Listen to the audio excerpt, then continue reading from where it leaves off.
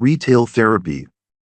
The Brunello Cucinelli flagship store on Madison Avenue is exactly the kind of place where people like me go to spend more money on a single sweater than most people make in a month. The interior is designed to look like an Italian villa with marble floors and exposed wooden beams and soft lighting that makes everything look more expensive than it actually is. Which is saying something because everything here is already obscenely expensive. A basic cotton t-shirt costs $400. A cashmere hoodie costs $3,000. A complete outfit could easily cost $15,000 before you even consider shoes and accessories. My personal shopper Alessandro greets me at the door with the kind of obsequious enthusiasm that retail workers reserve for clients who spend more than $50,000 per year. Alessandro is probably in his early 30s with perfectly styled hair and an accent that could be Italian or could be fake depending on whether he actually grew up in Milan or just went to acting school in Los Angeles. He's wearing a charcoal gray suit that's definitely Brunello Cucinelli and probably costs $8,000. His shirt is white cotton with French cuffs and his cufflinks are gold with what appear to be small diamonds. His shoes are black leather Oxfords that have been polished to a mirror shine. Mr. Vale, Alessandro says while extending his hand for a handshake that lasts exactly the right amount of time to suggest respect without crossing into inappropriate intimacy. So wonderful to see you again. I have some absolutely incredible pieces that just arrived from the Milan collection. Things that I think will be perfect for your lifestyle and aesthetic preferences. Alessandro has been my personal shopper for 3 years and he knows exactly what I like because I've trained him through a combination of large purchases and subtle psychological manipulation. He understands that I prefer neutral colors like beige and gray and navy blue. He knows that I only buy natural fibers like cashmere and wool and silk. He's learned that I care more about quality and craftsmanship than trends or fashion statements. What he doesn't understand is that I view him as a well-dressed servant whose primary function is to help me project wealth and status to people who might otherwise fail to recognize my superiority.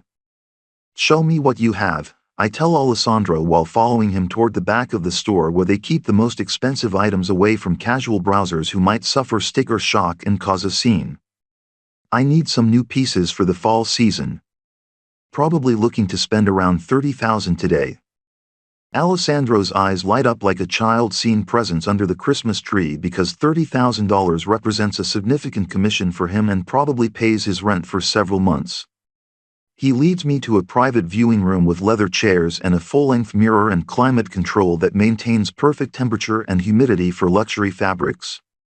The walls are covered with photographs of Italian countryside and craftsmen working on beautiful clothing in workshops that look like they haven't changed since the Renaissance.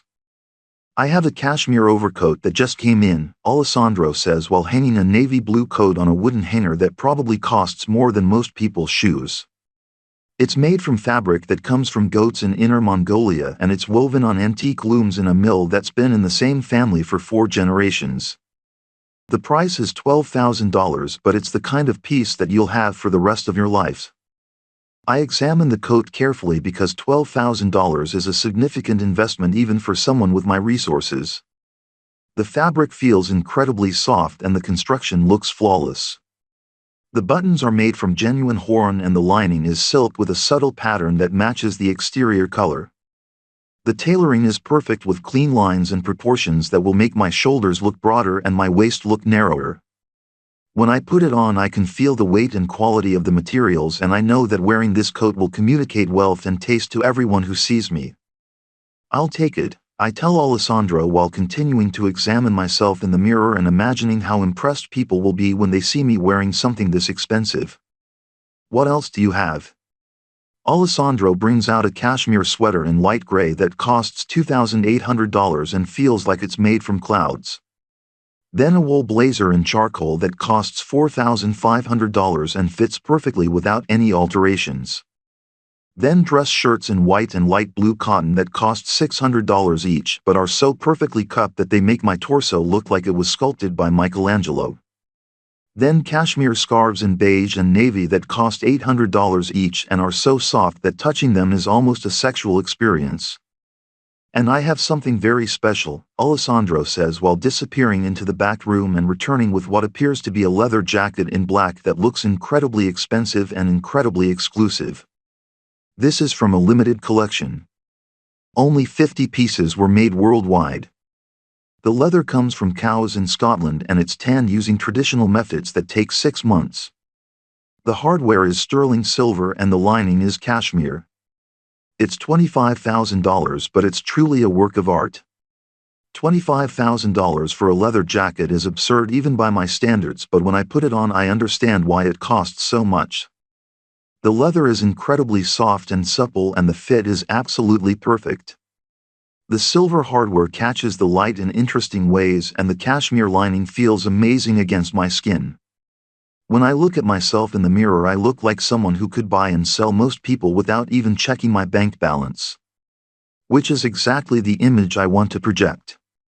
I'll take that too, I tell Alessandro while calculating that I'm about to spend over $40,000 on clothes in a single afternoon.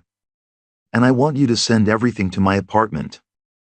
I don't want to carry shopping bags on the street like some tourist from New Jersey. While Alessandro is processing my payment I notice another customer browsing the ready-to-wear section.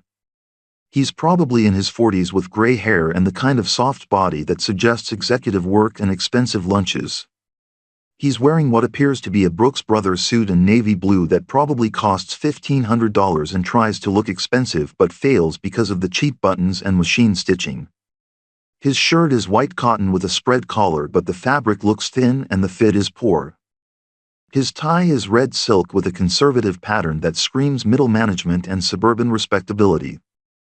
This man represents everything I despise about the American professional class. He probably went to some state university where he studied business administration and met his wife at a fraternity party. Got a job at some corporation where he climbs the ladder slowly through a combination of political correctness and risk aversion. Lives in a colonial house in Westchester with a 2-car garage and sends his children to public schools that he thinks are good because he's never seen real educational excellence. Drives a BMW or Mercedes that he leases because he can't afford to buy it outright but needs to project success to his neighbors and colleagues. Excuse me, the man says while approaching Alessandro with the kind of hesitant confidence that middle-class people use when they're in stores that are clearly above their social station. I'm looking for a sport coat for business casual occasions. Something in navy or gray. My budget is probably around $1,500. Alessandro's facial expression doesn't change, but I can see the disappointment in his eyes because $1,500 is barely enough to buy a decent shirt in this store and definitely not enough to buy anything that Alessandro would consider worthy of his professional attention. But Alessandro is too professional to dismiss a potential customer even if that customer is clearly out of his league financially and aesthetically. Of course, sir, Alessandro replies while guiding the man toward a rack of jackets that are probably the least expensive items in the store but still cost more than this man should be spending on clothing. These sport coats are from our entry-level collection. They're made from excellent fabrics and the construction is very good for the price point. I watch this interaction with fascination because it perfectly illustrates the economic hierarchy that governs every aspect of modern society.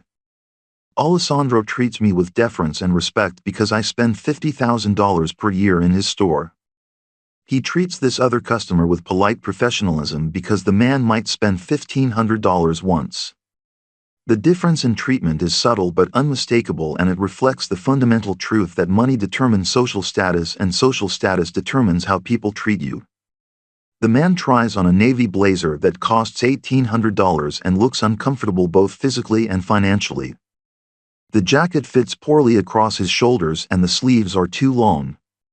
The fabric is adequate but not exceptional and the construction is machine-made rather than hand-finished.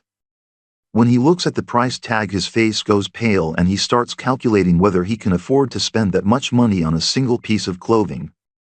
It's a beautiful jacket, the man says while examining himself in the mirror with the kind of forced enthusiasm that people use when they're trying to convince themselves that they can afford something they clearly cannot afford. The fabric feels very nice and the fit seems good. I think I'll take it. Alessandro nods professionally, but I can tell he's thinking the same thing I'm thinking, which is that this man is making a financial mistake that will probably require him to use a credit card and make payments for the next year. The jacket will become the most expensive piece of clothing he owns, and he'll probably wear to every important business meeting for the next decade while telling people how much it cost and where he bought it, because owning one expensive item makes him feel like he belongs in the same category as people who own exclusively expensive items. Excellent choice, sir, Alessandro says while beginning the payment process with the kind of practiced efficiency that retail professionals use when they want to complete a transaction before the customer changes his mind. This jacket will serve you very well for many years. The fabric is quite durable and the classic styling means it will never go out of fashion.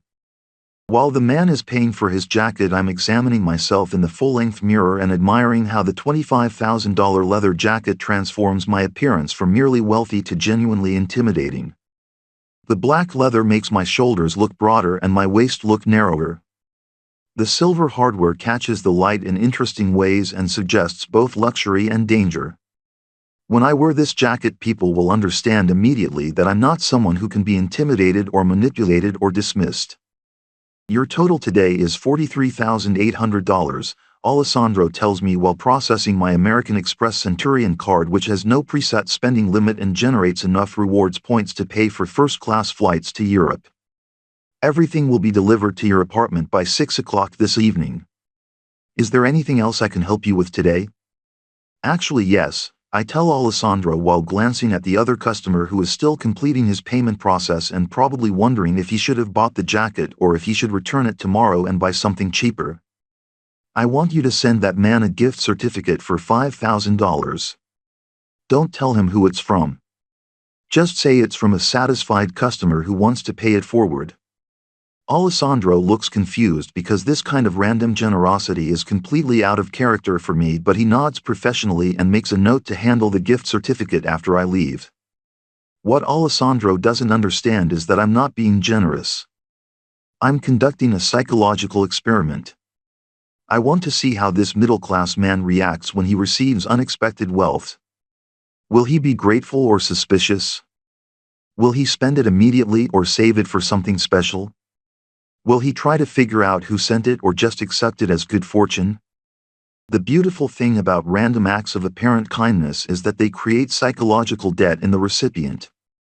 This man will spend the next several months wondering who gave him $5,000 and why. He'll feel obligated to pay it forward somehow, but he won't know how or to whom. The uncertainty will create low-level anxiety that will affect his sleep and his concentration and his relationships. What seemed like a gift will actually become a burden because humans are psychologically incapable of accepting unearned benefits without feeling guilty or suspicious or obligated. That's very generous of you, Mr. Vale, Alessandro says while wrapping my leather jacket in tissue paper and placing it in a garment bag that probably costs more than most people's shoes. I'm sure he'll be very surprised and grateful.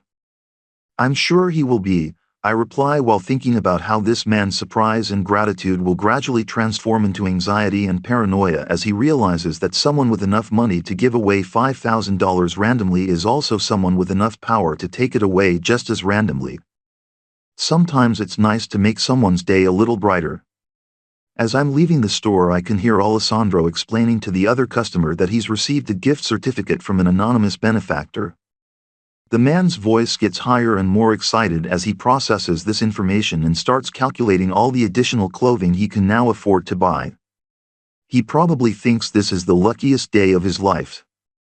He has no idea that his luck is actually my entertainment and that his future anxiety is my amusement. The walk back to my apartment takes me through Central Park, where I can observe the various social classes engaging in their preferred recreational activities.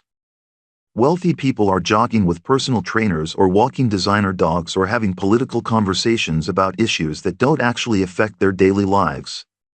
Middle-class people are playing frisbee with their children or having picnics with food they brought from home or taking pictures with phones that are 2 generations old. Poor people are sleeping on benches or asking for money or collecting cans and bottles to recycle for cash. The beautiful thing about Central Park is that it creates the illusion of social equality while actually reinforcing social hierarchy. Everyone has access to the same space, but they use it in completely different ways that reflect their economic status and cultural background. Wealthy people treat the park like their private backyard. Middle-class people treat it like a public amenity that they have to share with others. Poor people treat it like temporary shelter that they might be ejected from at any moment. A homeless veteran is sitting on a bench feeding pigeons with bread crumbs that he probably got from a trash can behind some restaurant. He's wearing what used to be military fatigues but are now just rags held together by safety pins and duct tape. His shoes have holes in them and his socks are visible through the gaps. His beard is gray and unkempt and his eyes have the kind of hollow look that suggests untreated mental illness and chronic malnutrition. This man probably served his country in Iraq or Afghanistan and came home with PTSD and traumatic brain injury and a complete inability to function in civilian society.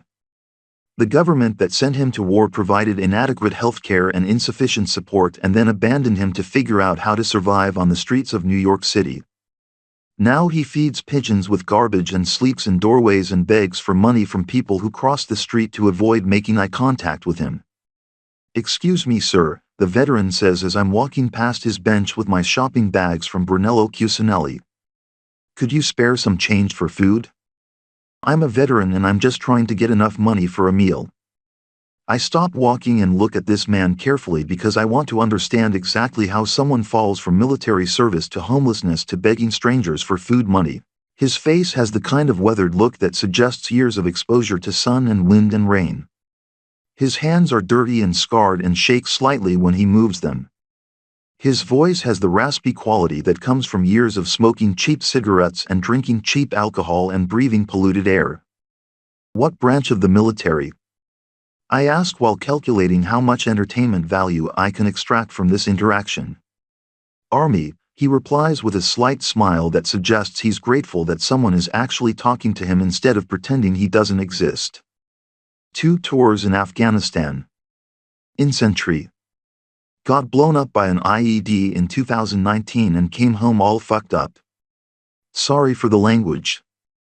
No need to apologize, I tell him while pulling out my wallet, which contains approximately $3,000 in cash, because I never know when I might need to buy something quickly or bribe someone discreetly. "What's your name?" "Mike," he says while his eyes focus on my wallet with the kind of desperate hope that homeless people reserve for potential sources of immediate cash. "Mike Henderson. From Ohio originally, but I've been living here for about 2 years now." "Well, Mike," I say while pulling out a $100 bill and holding it where he can see it but not reach it, "I'm going to give you this money, but first I want you to do something for me." Mike's expression changes from hopeful to suspicious because he's probably learned through experience that when wealthy people offer money there are usually strings attached that involve humiliation or degradation or sexual favors. But he's also desperate enough that he's willing to consider almost any proposal that might result in him getting enough money to eat a real meal and maybe sleep indoors tonight.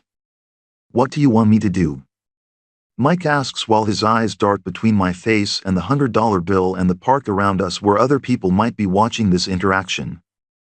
"I want you to tell me exactly what you think about rich people like me," I explain while enjoying the psychological torture of offering him money in exchange for honesty that might cost him the money. "No bullshit.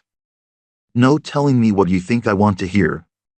Just complete honesty about what goes through your mind when you see someone like me walking through the park with expensive clothes and shopping bags." Mike thinks about this for a long moment because he understands that I'm asking him to choose between his dignity and his immediate survival needs. If he tells me the truth about his resentment and anger toward wealthy people, I might be offended and walk away without giving him the money. If he lies and tells me what he thinks I want to hear, he might get the money, but he'll have to live with the shame of betraying his own principles for cash. "Honestly?" Mike says while looking directly into my eyes with the kind of steady gaze that suggests military training and personal integrity that hasn't been completely destroyed by homelessness and addiction. "I think you're probably a good person who worked hard and got lucky and made smart decisions. I don't resent your success. I just wish the country I fought for took better care of people like me who gave everything we had and got nothing back except trauma and medical bills." This is not the answer I was expecting because most homeless people have enough anger and resentment to fuel some entertaining bitterness about economic inequality and social injustice. Mike's response suggests either genuine character or sophisticated manipulation designed to maximize his chances of getting the money. Either way, I'm impressed by his psychological strategy and his understanding of what wealthy people want to hear when they're deciding whether to be charitable. That's a very diplomatic answer, Mike, I tell him while folding the $100 bill and putting it back in my wallet. But I don't think it's completely honest. I think you're telling me what you think I want to hear because you need the money. So let me ask you again. What do you really think about people like me? Mike's face shows a mixture of disappointment and resignation because he realizes that his careful diplomacy has backfired and that I'm not going to give him money for being polite and respectful. Now he has to decide whether to continue the diplomatic approach or abandon it in favor of honesty that might be more satisfying emotionally but less profitable financially. You want the truth? Mike says while his voice gets harder and his posture gets more erect in a way that suggests his military training is overriding his homeless person conditioning. I think you're a fucking parasite who makes money by exploiting people who actually work for a living. I think you've never done anything useful or productive in your entire life. I think you walk around in expensive clothes bought with money you didn't earn while real Americans who fought for this country sleep in doorways and eat garbage. I think you're everything that's wrong with this country, and I think the world would be better off if people like you didn't exist.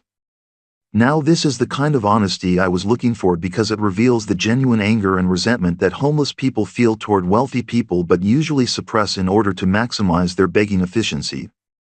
Mike's transformation from diplomatic veteran to angry critic is exactly the kind of psychological authenticity that I find entertaining and instructive. Thank you for your honesty, Mike, I tell him while pulling out my wallet again and removing not one but $500 bills, which represents more money than Mike has probably seen in months.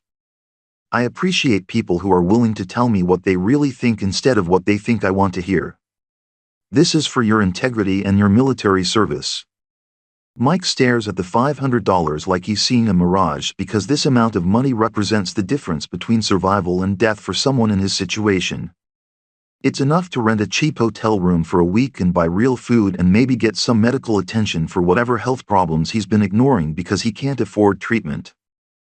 I don't understand, Mike says while reaching for the money with hands that are shaking slightly from malnutrition or withdrawal or just the emotional shock of unexpected wealth. You're giving me money after I told you I think you're a parasite. I'm giving you money because you told me the truth, I explain while watching Mike fold the bills carefully and put them in his jacket pocket where they'll be safe from theft. Most people lie to me because they think that's what I want to hear. You told me what you actually think. That's rare and valuable. What I don't tell Mike is that his honesty was entertaining but ultimately meaningless because his opinion of me has no impact on my life or my wealth or my power over people like him. I gave him money not because I respect his integrity but because his transformation from diplomat to critic was amusing and because $500 is pocket change to me but life-changing money to him. The power dynamic remains exactly the same regardless of his honesty or my generosity. Thank you, Mike says while standing up to shake my hand with a grip that's stronger than I expected from someone who looks malnourished and chronically ill. This is going to make a huge difference for me. I can get cleaned up and maybe find some work and get back on my feet. I hope it works out for you, Mike, I tell him while thinking about how he'll probably spend the money on alcohol and drugs and be back on this bench within a week begging for more handouts from strangers. Take care of yourself. As I'm walking away, I can hear Mike talking to the pigeons about his good fortune and making plans for how he'll spend the money responsibly and use it as a foundation for rebuilding his life.